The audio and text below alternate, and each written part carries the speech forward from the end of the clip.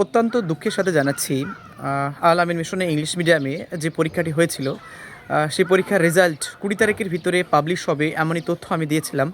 অনেকে ভাববেন হয়তো যে ভুলভাল তথ্য পরিবেশন করছি, কিন্তু এই তথ্যটা আমি পেয়েছিলাম একটা জায়গা থেকে, একটা সঠিক জায়গা থেকে। কিন্তু কিছু টেকনিক্যাল ইস্যু বা কিছু সমস্যার কারণে রেজাল্টটি হয়ে ওঠেনি। তো আমি আবারও জিজ্ঞাসা করলাম, উনি বললেন যে কিছু স্ক্যানিংয়ের প্রবলেম ছিল বা এই টাইপের আরও কিছু সমস্যা ছিল, যে কারণে এখনও পর্যন্ত সমস্ত কাজ সেরে ওঠা হয়নি। এখনও 2-3 দিন সময় লেগে যেতে পারে। তো বলা হচ্ছে 20 তারিখের মধ্যেই, আমি বলেছিলাম যে রেজাল্ট বার হবে, তো রেজাল্ট তো বার হয়নি। তো রেজাল্ট যদি বার হয় আমি নিশ্চয়ই আপনাদের জানাবো। তো এই মুহূর্তে আপনাদের করণীয় কি?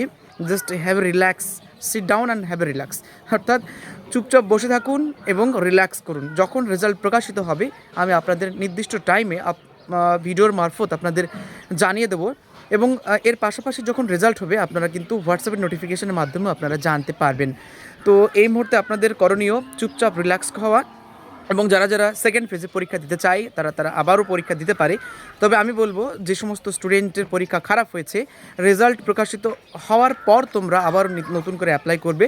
কারণ আগে থেকে অ্যাপ্লাই করলে হয়তো তুমি পাস করবে, কিন্তু আবার অ্যাপ্লাই করা ব্যাপারটা কেমন হবে।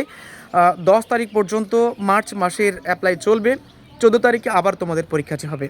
তো রেজাল্ট প্রকাশিত হয়নি, আজকালের ভিতরে রেজাল্ট প্রকাশিত হতে পারে।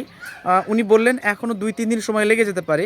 তো এই মুহূর্তে আপনাদের করণীয় হচ্ছে just have a relax and sit down and don't lose your patience.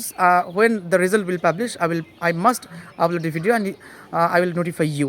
So এ পর্যন্ত ভিডিও। আপনারা সকালে ভালো থাকবেন। আর আমি আপনাদের বলেছিলাম 20 তারিখে রেজাল্ট হবে, এর জন্য মন খারাপ করবেন না বা আমাকে দোষারোপ করবেন না।